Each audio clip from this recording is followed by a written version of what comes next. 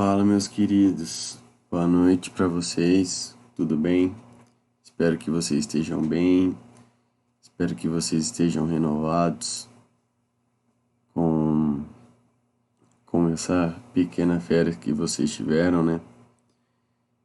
E estejam com bastante gana aí para essa reta final antes do Enem.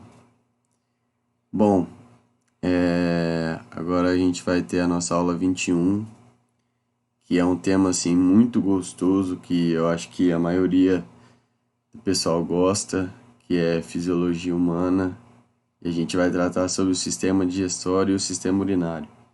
Então assim, acho que das aulas que eu dei, essa é a aula mais tranquila, assim, é a aula menos pesada, menos maçante, em que eu acredito que vocês vão gostar bastante, né? Então, sem mais delongas, bora pra aula. Bom, primeira coisa a gente tem que entender o que é nutrição e o que são nutrientes, né? A gente precisa ter essa ideia para a gente começar a compreender melhor a importância da digestão e depois como é que ela funciona, né? Então, o que é a nutrição? A nutrição é a ingestão de nutrientes. E o que são os nutrientes? São substâncias que vão ser utilizadas no metabolismo. Por exemplo, a gente tem proteína, carboidrato, né? Que aí são macronutrientes, carboidrato, lipídios e proteínas, que são os nutrientes que nós precisamos em maior quantidade. Não sei se vocês já ouviram falar, mas até hoje em dia tem dietas voltadas para macronutrientes, o quanto você deve comer de carbo, lipídio e proteína. Tem dietas nesse sentido, e mais se preocupando com os macros do que com os micros. E a gente tem também os micronutrientes, que são vitaminas e sais minerais, que geralmente são nutrientes que a gente precisa em menor quantidade e que são encontrados em folhas, frutas, em alimentos mais vegetarianos, assim. Mas não necessariamente. A gente vai falar sobre vitaminas, vocês vão ver que tem muita vitamina também que é encontrada em carne e tal. Bom, partindo para a parte de vitaminas, o que são as vitaminas? Elas são coenzimas, né? Elas atuam como coenzimas. O que é uma coenzima? É uma molécula que é uma ativadora de uma enzima, ela é uma precursora de uma enzima. Ou seja, para a enzima funcionar, ela precisa de uma coenzima para que essa enzima seja ativada, certo? E as vitaminas devem ser ingeridas, uma vez que não são produzidas, com exceção da vitamina D, que a gente vai tratar mais para frente, que a vitamina D, ela pode ser, tem estudos que falam que ela é produzida pelo nosso organismo. Elas são divididas em hidrossolúveis, que são as vitaminas C e as vitaminas do complexo B, e as lipossolúveis, que são as vitaminas do D, E, K, A, que eu decorei particularmente como DECA. Então, hidrossolúveis B e C, lipossolúveis DECA, certo? Bom, aqui a gente tem as vitaminas, uma tabela falando das vitaminas e de como ela atua no organismo, onde a gente pode encontrar ela nos alimentos e o que a falta dela pode causar, o que a deficiência dessa vitamina vai causar no nosso organismo. Bom, a vitamina A. A vitamina A é importante para os olhos e para a visão, para o sistema imunológico e para o crescimento e desenvolvimento ósseo. Onde que a gente encontra a vitamina A? Principalmente no fígado, abacate, manteiga, leite, ovo, sardinha. E o que a falta dessa vitamina pode causar? Em crianças pode causar raquitismo, que não está escrito, não está descrito aqui, mas Como ela está relacionada ao desenvolvimento ósseo, a deficiência dela na infância pode causar o raquitismo, que é o desenvolvimento fraco, pouco desenvolvimento dos ossos, que é quando a pessoa fica magra e tal, e não tem o desenvolvimento ósseo adequado. Ou ela pode causar também, a falta dessa vitamina, pode causar a xeroftalmia, que é mais conhecida como a cegueira noturna. Então, a falta da vitamina A pode causar raquitismo na infância e cegueira noturna em adultos. Já as vitaminas do complexo B.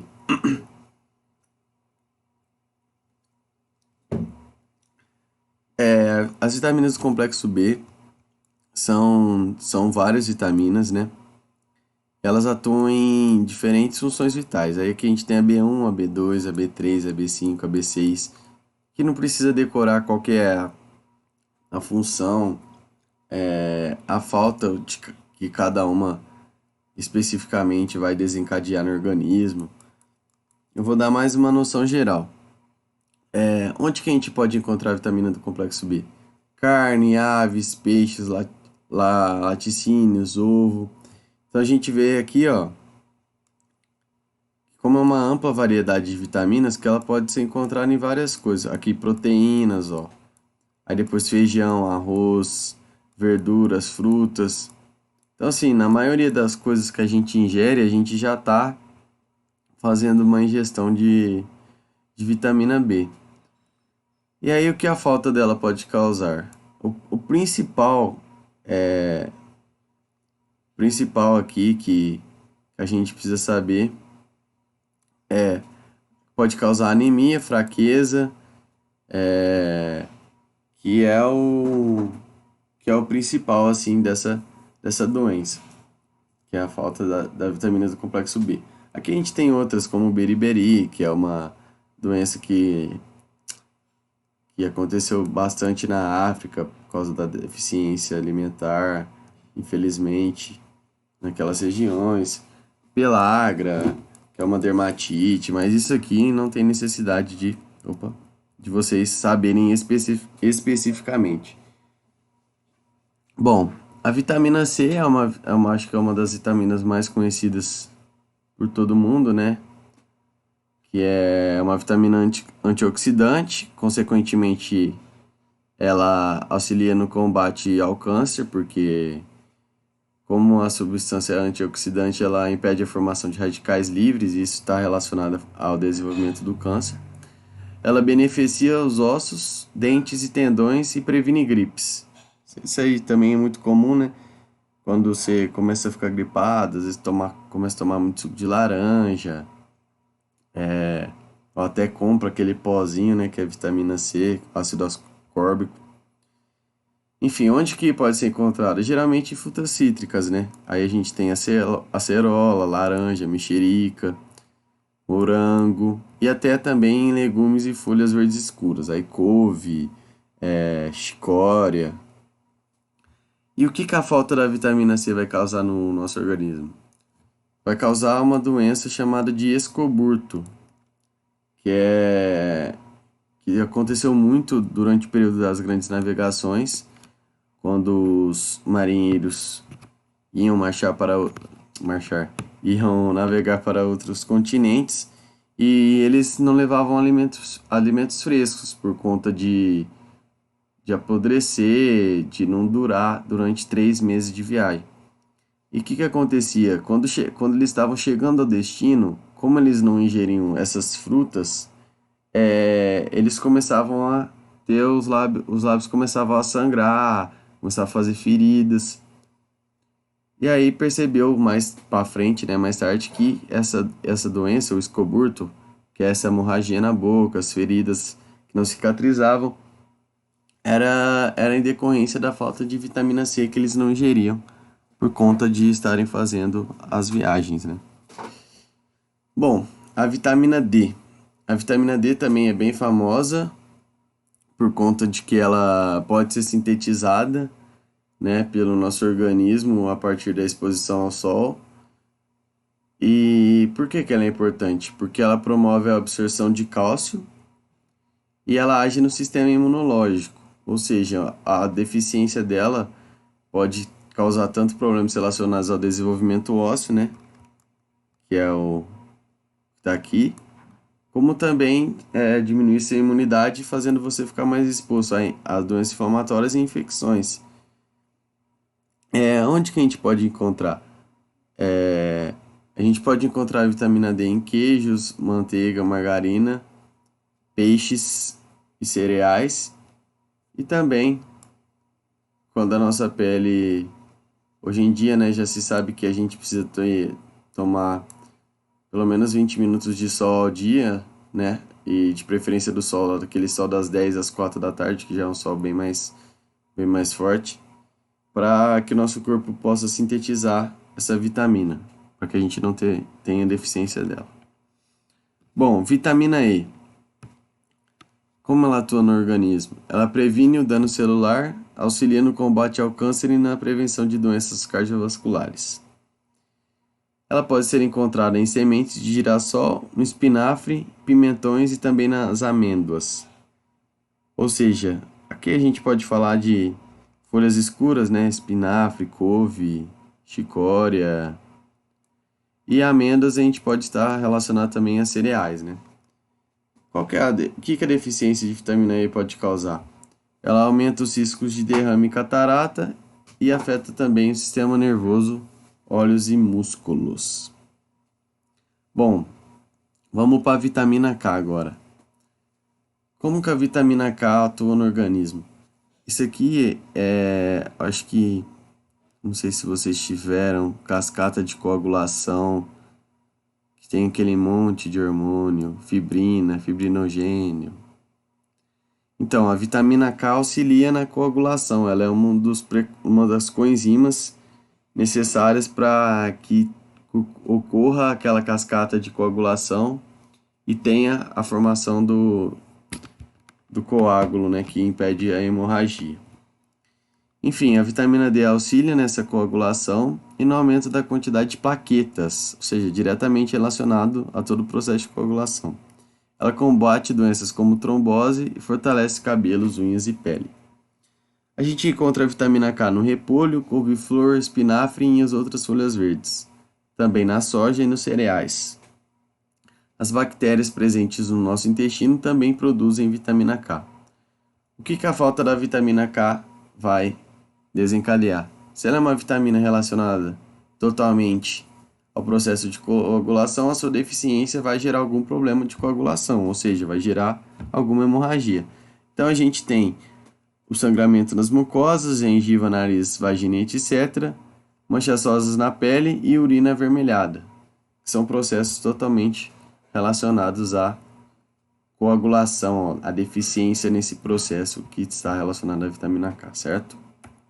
Bom, para passar das vitaminas, que cada uma faz, qual que é a sua função, vamos falar agora especificamente do sistema digestório humano. Aqui eu vou tratar do sistema digestório humano e do sistema urinário humano, porque vocês já tiveram aula dos filos, e eu acredito que cada professor já tenha tratado de como é que é a digestão, a excreção, o sistema nervoso, o sistema respiratório, cardiovascular de cada filo especificamente. Então eu não vou repetir falando da digestão de répteis ou de aves ou da excreção de peixes e de outros animais, certo? Então, falando especificamente do ser humano, do sistema digestório humano, a digestão inicia-se na boca. Isso aí não é novidade para ninguém, né? E na boca ocorre tanto a digestão química como a digestão mecânica. A digestão mecânica é a digestão por meio da trituração e do corte, né, do alimento, que é realizado pelos dentes, enquanto que a digestão química é a digestão enzimática, que é iniciada devido à saliva e que na saliva tem uma enzima chamada de pitialina. Bom, A boca é uma cavidade com língua. A língua é responsável pelo paladar, porque ela tem papilas gustatórias, e também pela deglutição. Ou seja, esse processo de engolir está relacionado com a língua. E tem os dentes. Tem os dentes também, que é responsável por cortar e triturar, fazer a digestão mecânica, como eu já comentei. E glândulas salivares. Aí a gente tem a parótida, a mandibular e a sublingual. E elas são quem produz as salivas, né? A saliva tem a enzima pitialina, que é responsável por fazer a digestão química inicial de carboidratos. Eu vou falar mais para frente o processo certinho de como é que acontece isso, mas o processo inicial de digestão de carboidratos começa na boca, devido à enzima pitialina, que também é chamada de amilase salivar. Bom, aí, passada a boca, a gente tem a faringe, que é a garganta, que ocorre a passagem dos alimentos. Então, o alimento foi para a boca, foi para a garganta, aí ele vai para o esôfago, que conduz o alimento por meio de movimentos peristálticos. Lá ocorre a descida do bolo alimentar. Então, boca, faringe, esôfago, chegou no estômago. O estômago, eu vou mostrar mais bonitinho aqui, ó. Depois é o caminho do alimento aqui, ó. Então, aí chegou no estômago, o estômago é quem produz o suco gástrico e o muco. O suco gástrico é formado principalmente pelo ácido clorídrico, que é o HCl, né? E também por enzimas. Entre as mais importantes é o pepsidinogênio, que na presença do HCl vai se transformar em pepsina, mas eu vou falar especificamente de enzimas mais para frente.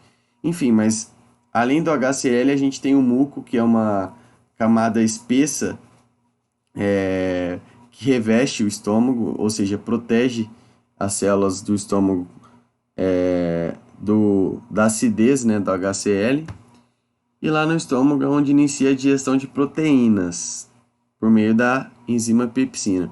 Ou seja, na boca a gente tem o início da digestão de carboidratos por meio da enzima pitialina, e no estômago a gente tem o início da digestão de proteínas por meio da pepsina.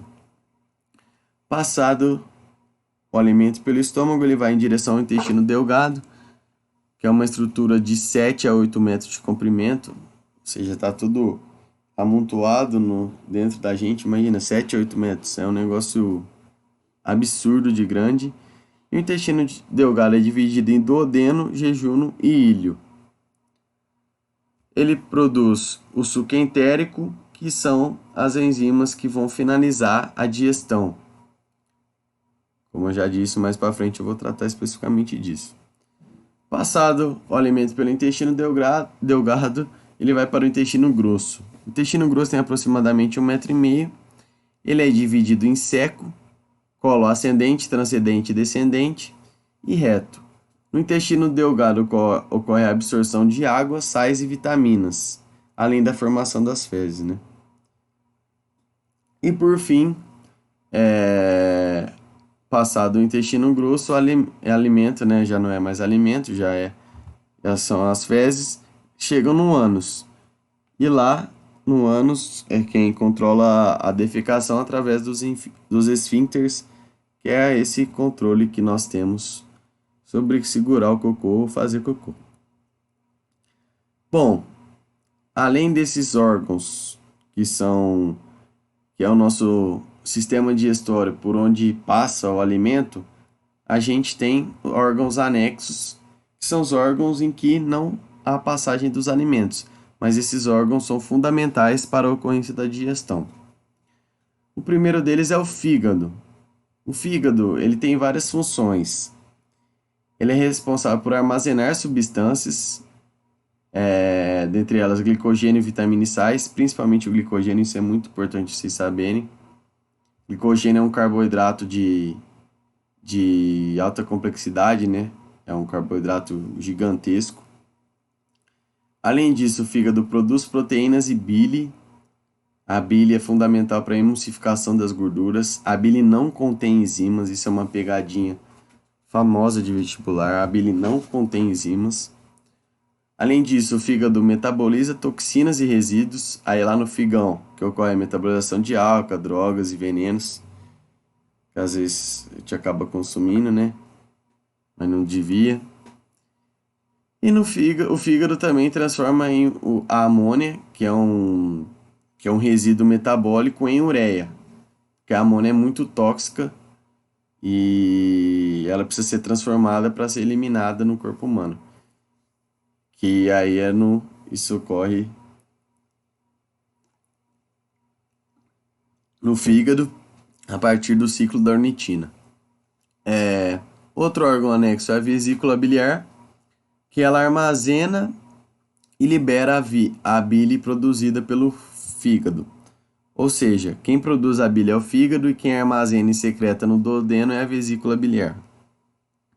E a gente tem também o pâncreas, que é responsável pela produção do suco pancreático, fundamental para a digestão, que é liberado no duodeno. E também a gente tem, essa é a função exócrina do pâncreas, né? Que é a produção do suco pancreático, auxílio na digestão. E o pâncreas também tem uma função endócrina, que ele é responsável por produzir os hormônios insulina e glucagon. Eu esqueci de colocar aqui, mas é importante eu falar que o pâncreas é uma glândula mista, pelo fato dele produzir conteúdo exócrino e endócrino. E aqui então a gente tem a anatomia bonitinho. Então, primeiramente a gente tem aqui a boca, né? Aqui os dentes. Então o alimento vem por aqui, né? Aí aqui a gente tem, não tá representado, mas a gente tem a faringe, que é a garganta. O alimento passa pela boca, a língua ajudou na deglutição, passou pela faringe, passou pelo esôfago. Aqui a gente já tem o início de movimentos peristálticos. Do esôfago foi para o estômago. Do estômago, o alimento vai para o intestino delgado, que é esse daqui, gigantesco. Aí quando chega no duodeno, a gente tem a liberação da bile pela vesícula, verdinho, que é o fígado, esse grandão. O pâncreas está representado, ele tá esse cocôzinho aqui, mas ele fica atrás do estômago. Então o pâncreas joga o suco pancreático no duodeno, a vesícula biliar joga a bile, e aí o alimento vai passando pelo intestino delgado, começa a ter a digestão final, os nutrientes começam a ser absorvidos no final do intestino delgado, e depois vai para o intestino grosso. Aí colo ascendente, transverso, descendente, até chegar no reto e no ânus. E a gente tem um apêndice aqui que estudos revelam que ele é importante durante o período embrionário fetal e até acho que 2 anos é importante para o bebê. Então, falado da anatomia, né, do sistema digestório, agora vamos falar da digestão enzimática, né? Então, primeiramente, como eu falei para vocês, a digestão de carboidratos, a digestão química, começa na boca. Então, a saliva funciona... Desculpa. A saliva tem um pH próximo de 7, que é um pH neutro, né? E nessa saliva, nesse pH, atua a pitialina, também conhecida como amilase salivar, que transforma o amido em maltose. Ou seja, o amido é um carboidrato de grande cadeia, ó, que eu coloquei para vocês verem. E na enzima da boca, né, que é a pitialina, quebra o amido em disacarídeos. Então aqui ocorre a quebra do amido em disacarídeos, o início da digestão de carboidratos. Por isso que você já deve ter ouvido falar que a importância da mastigação, de você mastigar bastante o alimento, para que ocorra essa quebra e isso não tenha que ocorrer somente no intestino, certo? E depois, né, no intestino que vai ocorrer a quebra da maltose, que é um disacarídeo, e um monossacarídeo, que é a glicose. Bom, passado a digestão inicial de carboidratos na boca, a gente tem a digestão inicial de proteínas no estômago. E lá, no suco gástrico, que é um pH ácido próximo de 2,5, a atuação da pepsina. A pepsina transforma as proteínas em peptídeos, ou seja, ela transforma uma grande cadeia proteica em peptídeos, que ainda não são aminoácidos. Peptídeos são formados por vários aminoácidos. E qual que é a função do HCl? O HCl transforma o pepsinogênio em pepsina. Por quê? As nossas células estomacais, elas produzem o pepsinogênio. O pepsinogênio é a forma não ativa da pepsina. Porque se as nossas células produzissem a pepsina, a pepsina digeriria as nossas próprias células. Então, o que acontece? As nossas células produzem um pepsinogênio, que é liberado para dentro do estômago, e lá na presença do HCl, o pepsinogênio se transforma em pepsina, e aí sim é a forma ativa que pode digerir proteínas, certo? Bom, a bile, ela é uma substância que funciona em pH alcalino e ela não tem enzimas, isso é fundamental, a bile não tem enzimas. Ela é responsável pela emulsificação das gorduras. O que é emulsificação?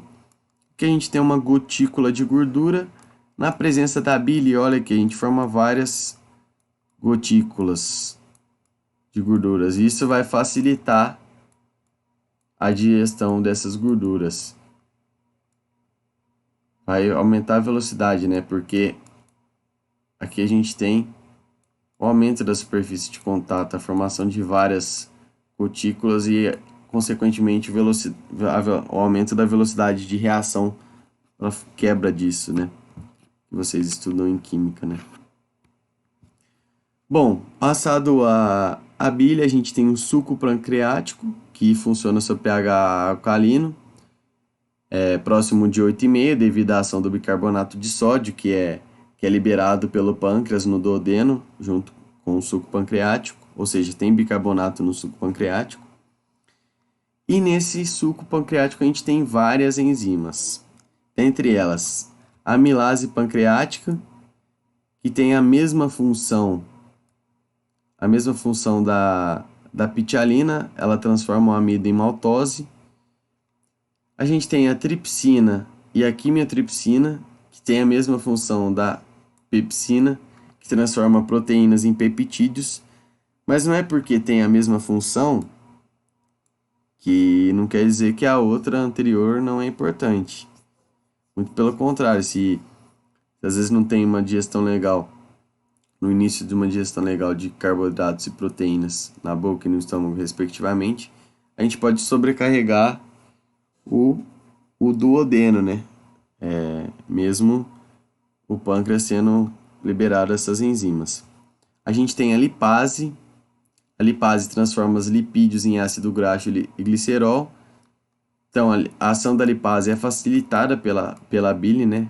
Que a lipase vai conseguir agir aqui de maneira muito mais fácil do que se ela tivesse que quebrar essa molécula gigante. E a digestão de lipídios, ao contrário do que acontece em carboidratos e proteínas, ela ocorre em uma única etapa. Ou seja, a gente já tem a quebra de lipídio em ácido graxo e glicerol, e aí já encerrou a digestão de lipídios. Enquanto que carboidratos a gente tem que quebrar em polissacarídeo, disacarídeo, monossacarídeo, e proteína a gente tem que quebrar em proteína, peptídeo e aminoácido. E a gente também tem as nucleases, que transformam o DNA e o RNA.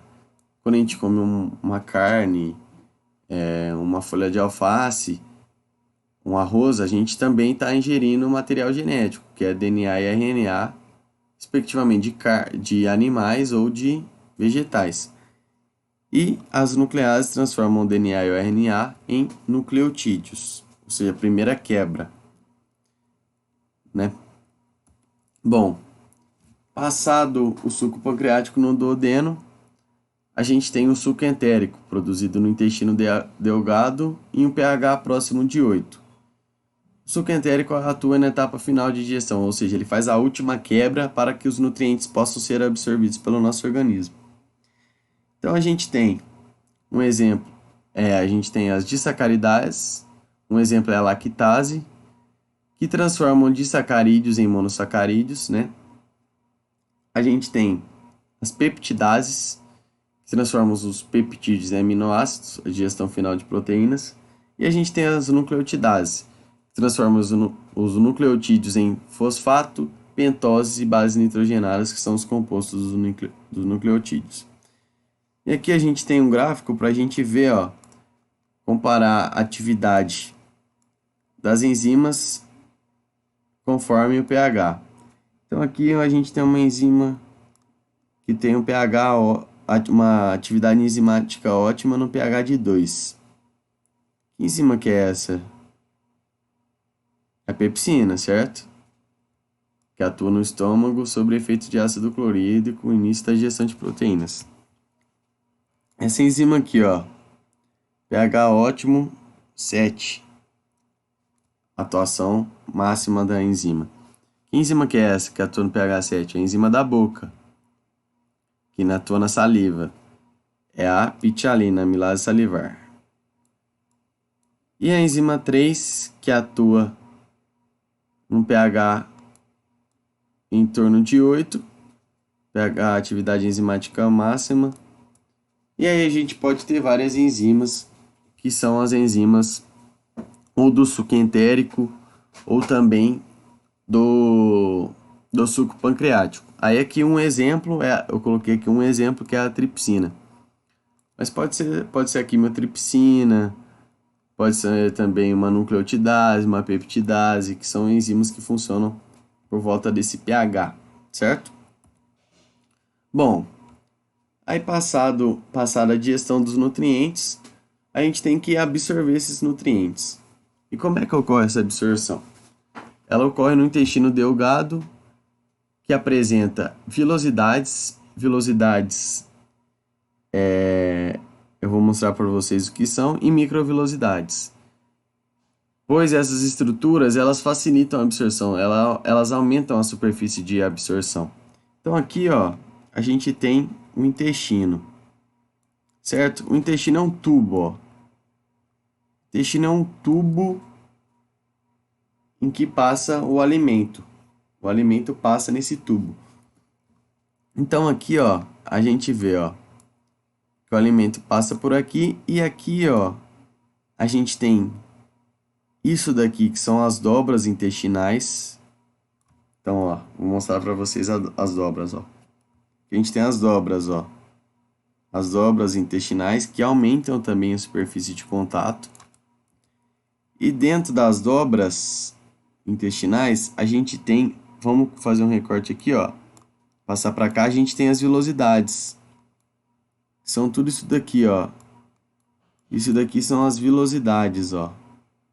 Que tem as dobras, deu um zoom aqui, ó, fez um cortezinho. As velocidades.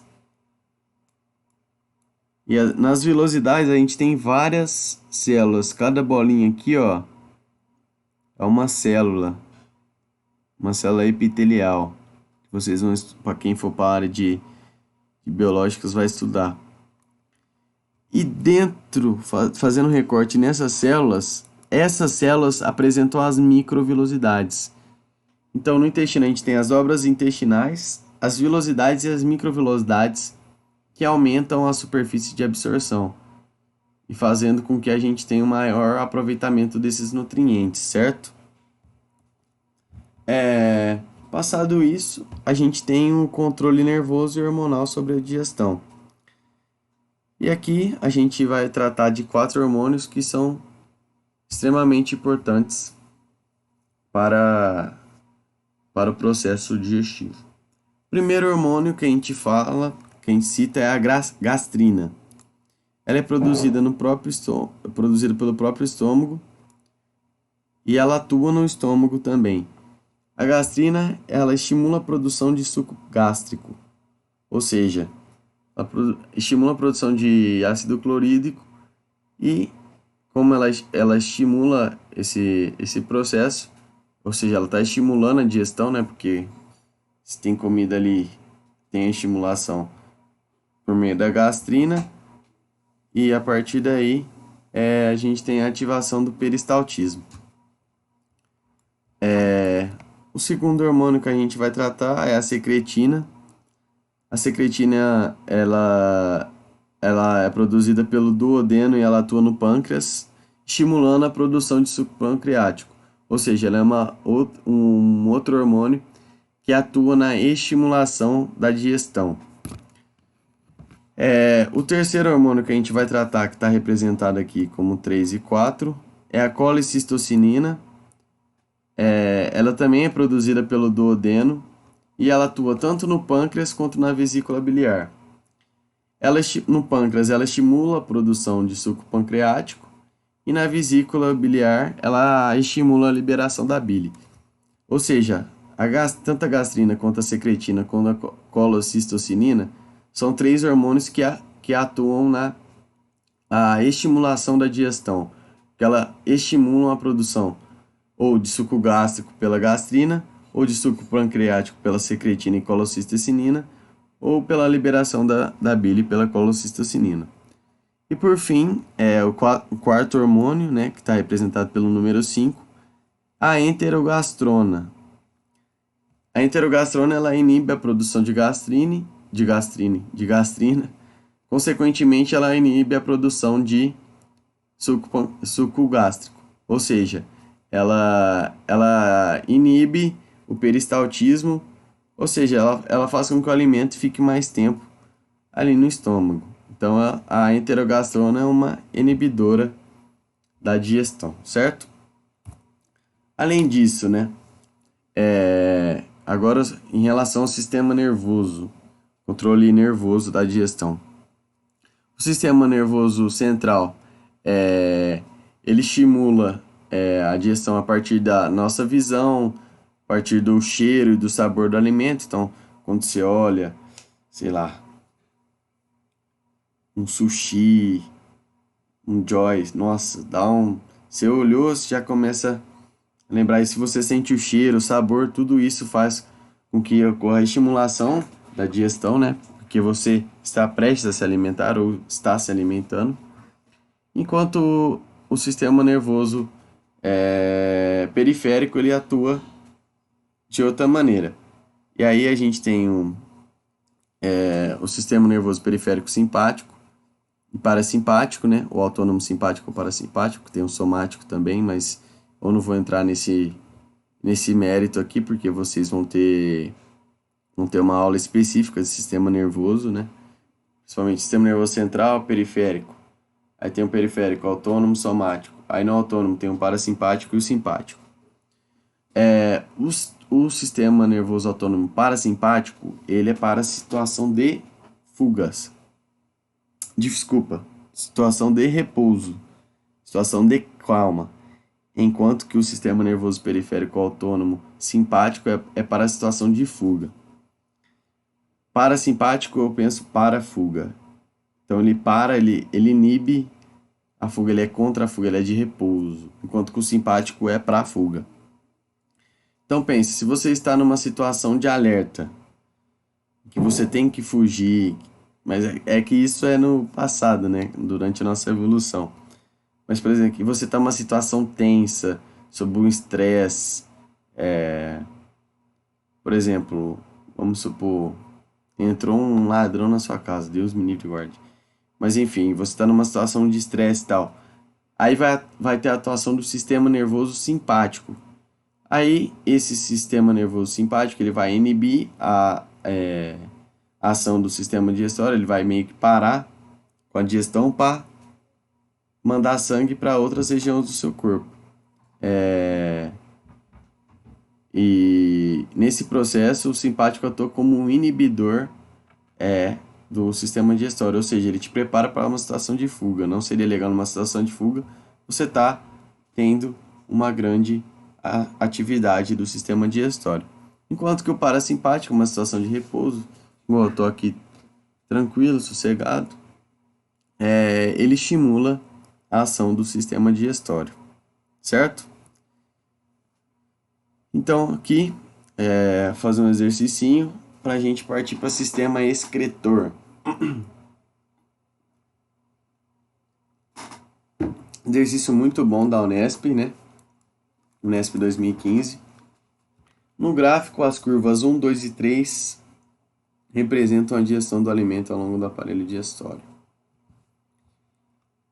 É correto afirmar que a digestão de proteínas, de lipídio e carboidratos estão representadas respectivamente pelas curvas. Então vamos lá. Curva 1. Tamanho das moléculas de alimento. Na boca já começou a diminuir o tamanho das moléculas. Então, a curva 1 só pode se tratar de carboidrato, certo?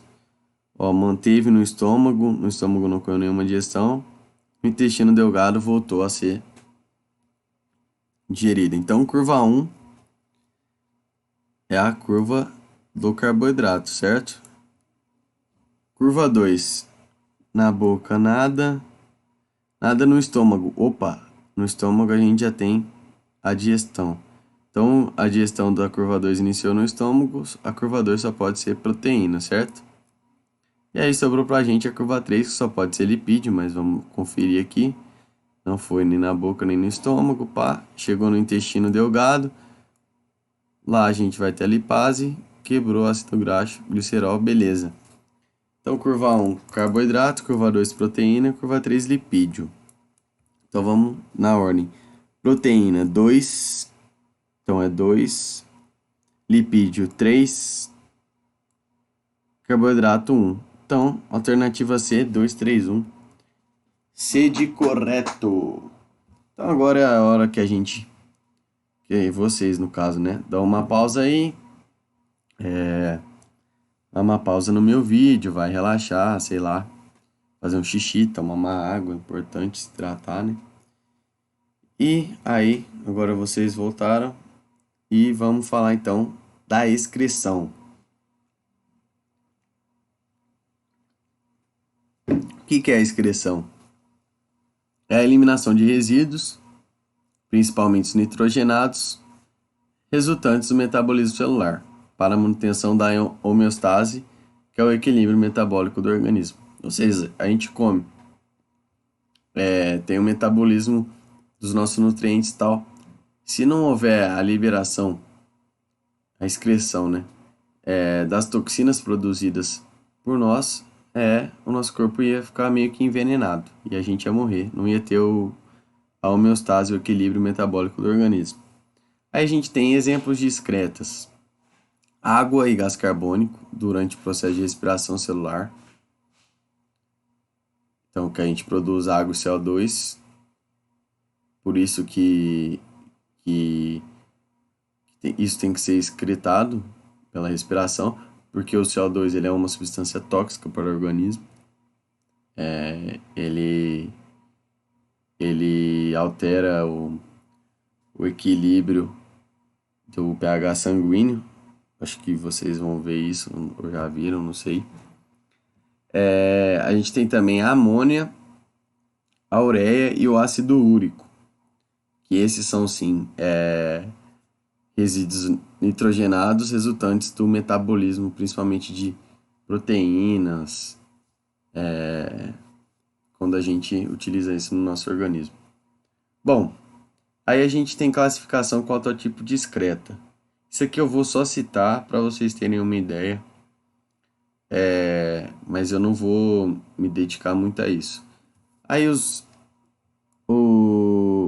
podem ser amoniotélicos, que são animais que excretam amônia, ureotélicos, que são animais que excretam ureia, e uricotélicos, que são animais que excretam ácido úrico.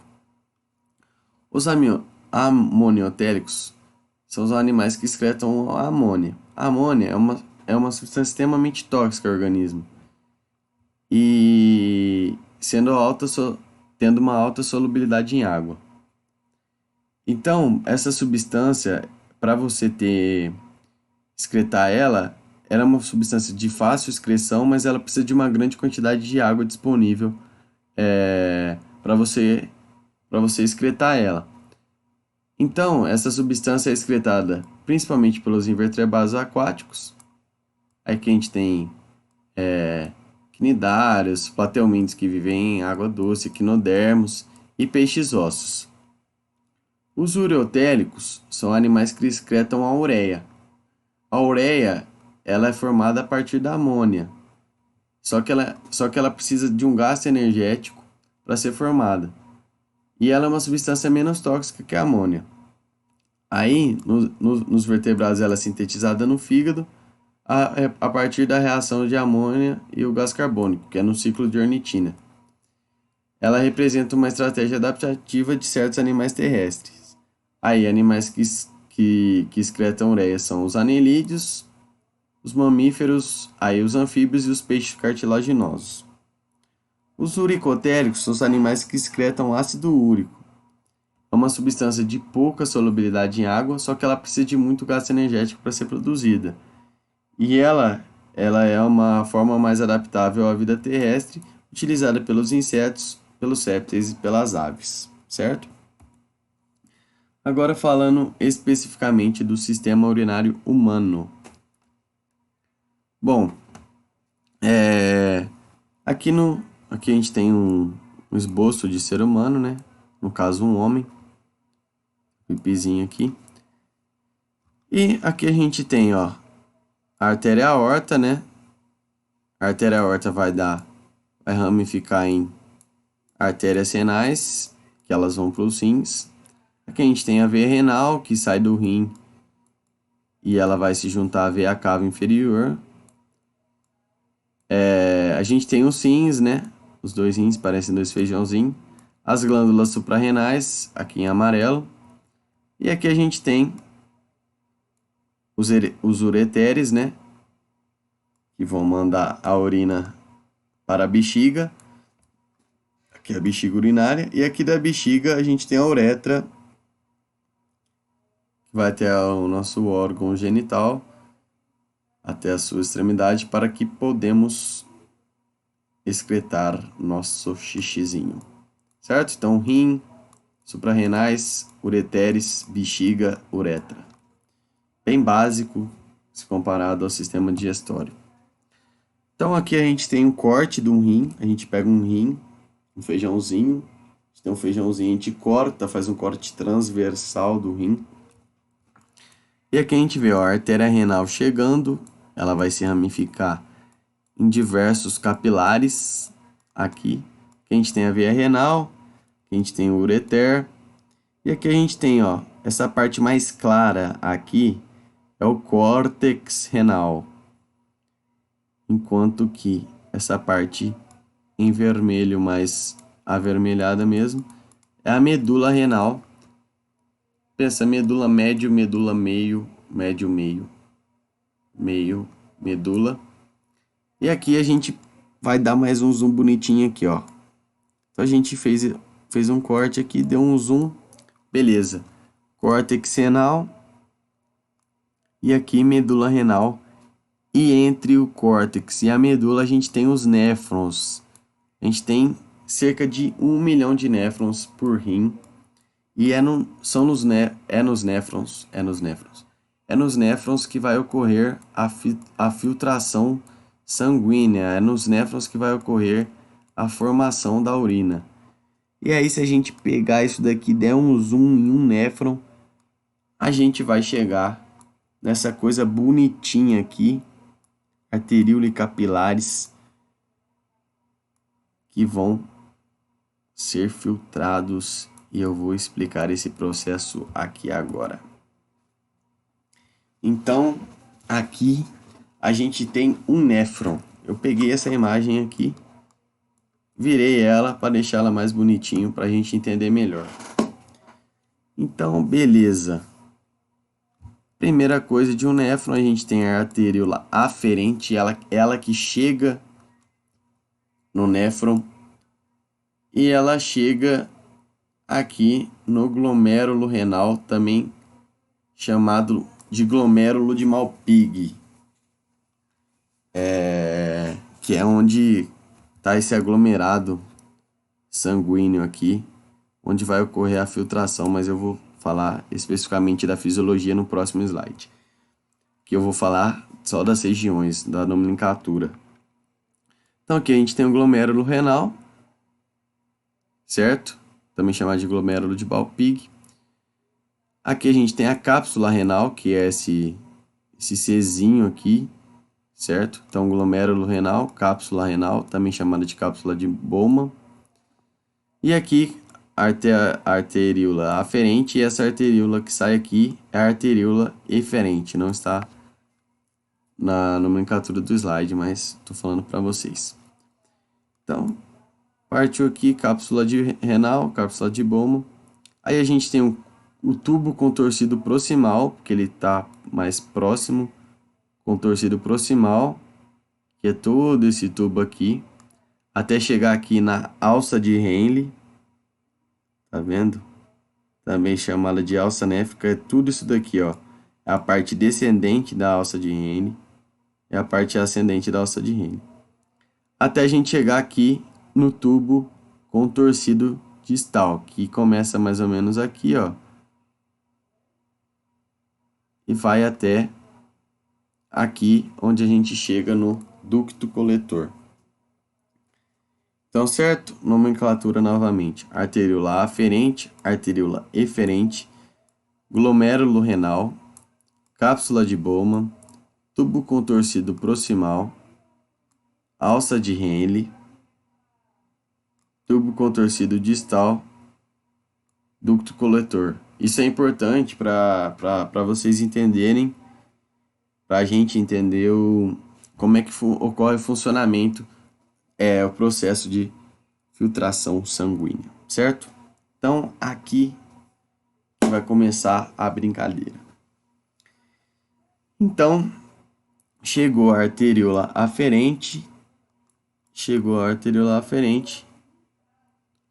aqui na cápsula de Bowman, onde vai ocorrer o primeiro processo de filtração. Então, devido à pressão arterial, né, a pressão da arteríola que chega ali,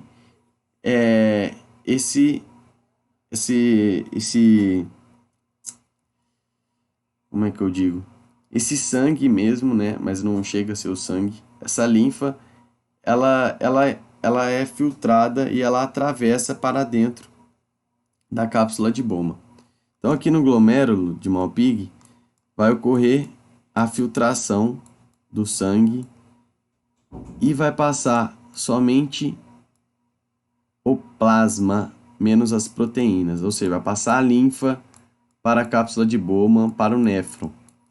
Então aqui a gente tem a primeira etapa de filtração, que é a filtração glomerular.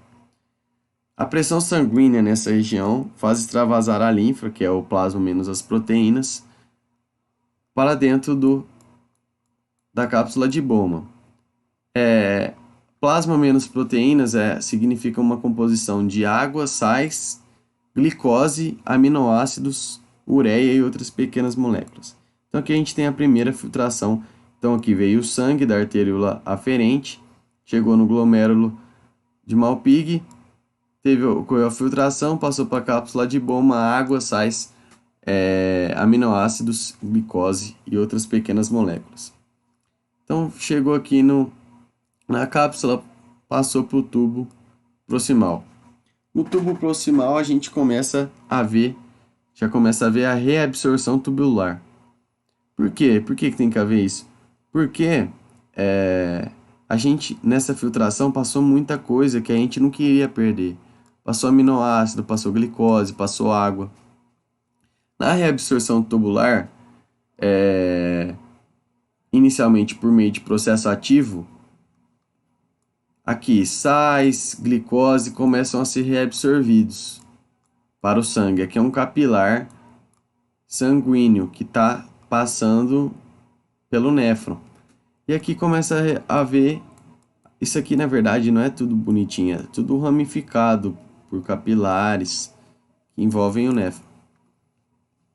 E aí começa a haver a reabsorção de sais, glicose. Consequentemente, aumenta a concentração dessa região.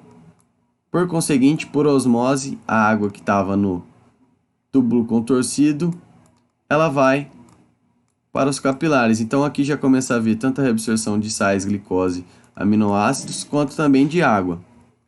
Então a partir daí começa a haver a reabsorção de água, e tanto pelo tubo contorcido, quanto também pela alça néfica, né?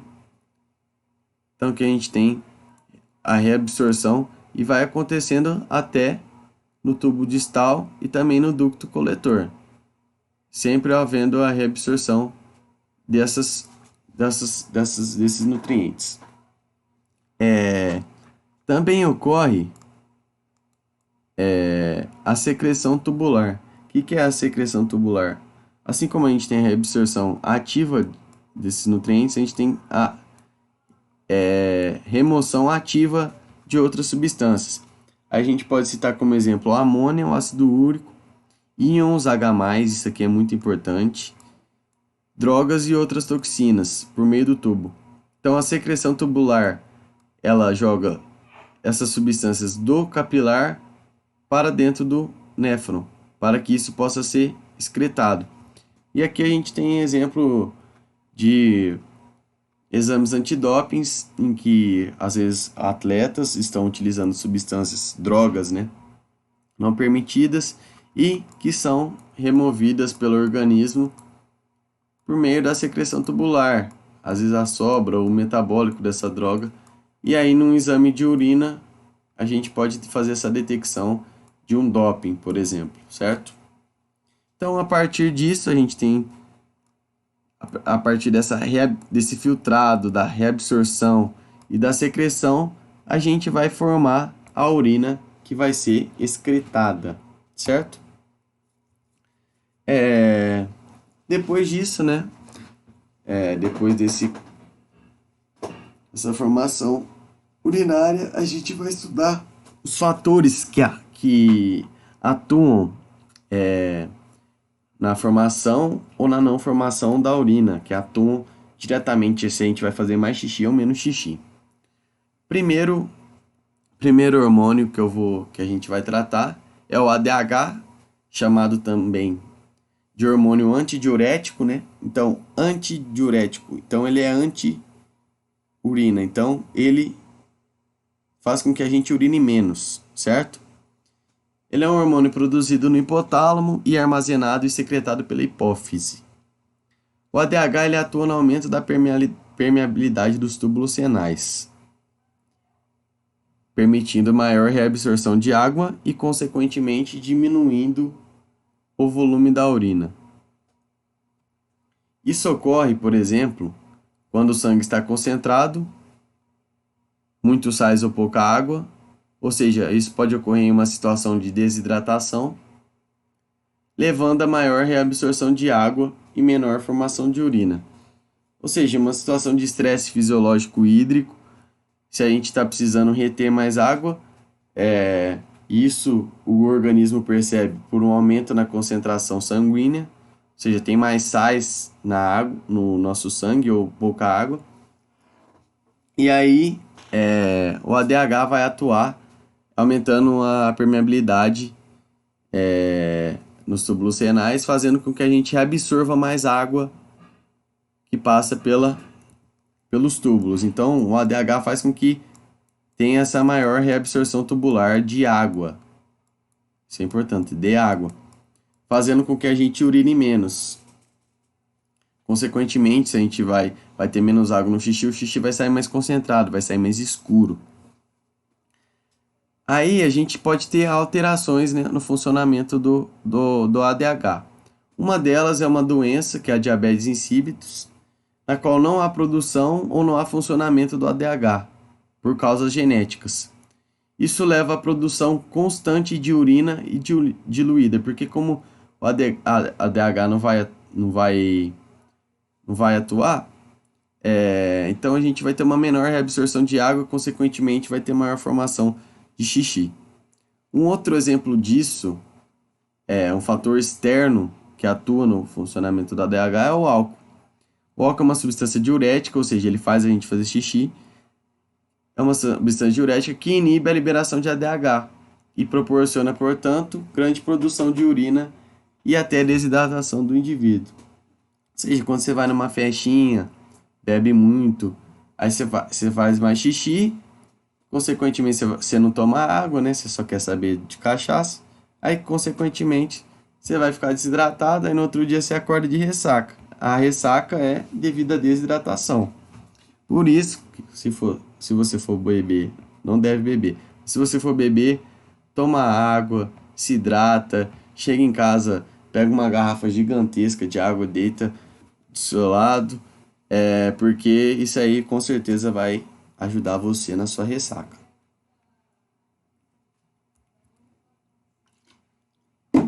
Um outro hormônio é a aldosterona. A aldosterona é um hormônio produzido pelas suprarrenais, está acima dos rins, aquelas glândulazinhas.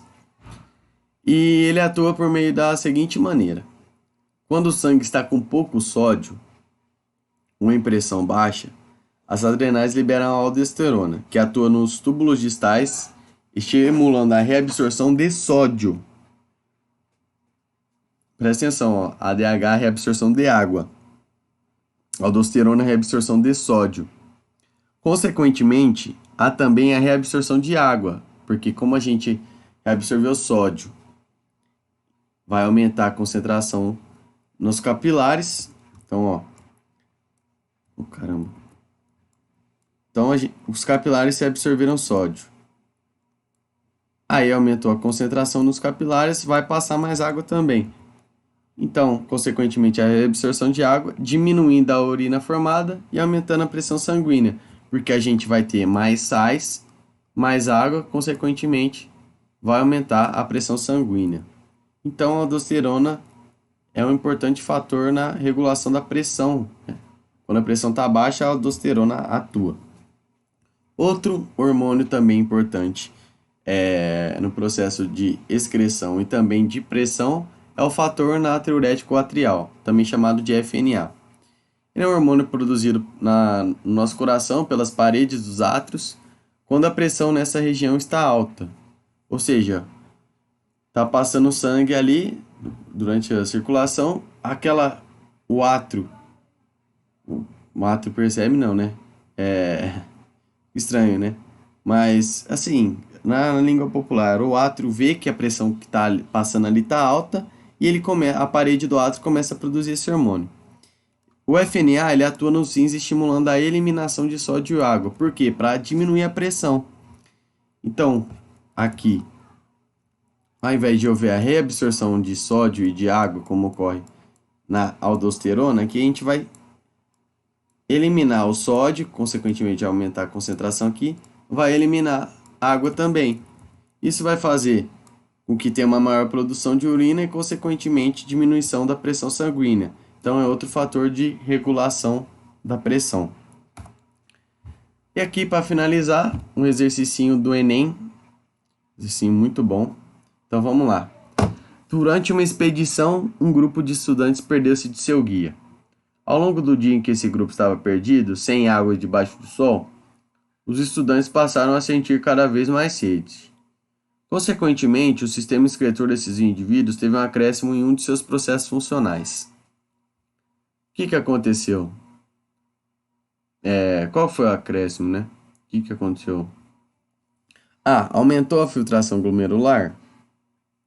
Não. Que aí, se aumentar a filtração, vai ter maior produção de urina, não faz sentido. B. Produziu maior volume de urina? Não, se eu estou numa situação de estresse precisando economizar água, não vou produzir mais urina. C. Produziu urina com menos ureia? Não, porque a quantidade de ureia não vai ser alterada. D. Produziu urina com maior concentração de sais? Opa, essa tá boa. Porque, ó, numa situação de estresse fisiológico, eu vou ter o ADH. O ADH, o que ele vai fazer? Vai aumentar a reabsorção tubular de água. Então, mais água vai sair do néfron e voltar para o sangue, e consequentemente a gente vai formar uma urina mais concentrada, uma urina mais escura, vai formar menos urina mais concentrada, mais escura. Então é a D. Alternativa D de deu, de acabou, D de deu, né? D de acabou não, D de dado. Acabou é A, né?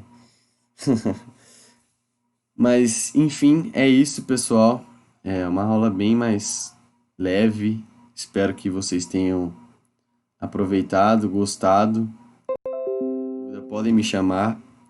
Já vou colocar a listinha lá no Drive. Qualquer coisa eu mando no WhatsApp também. E, e é isso. Muito obrigado pela atenção. Até mais. Beijos.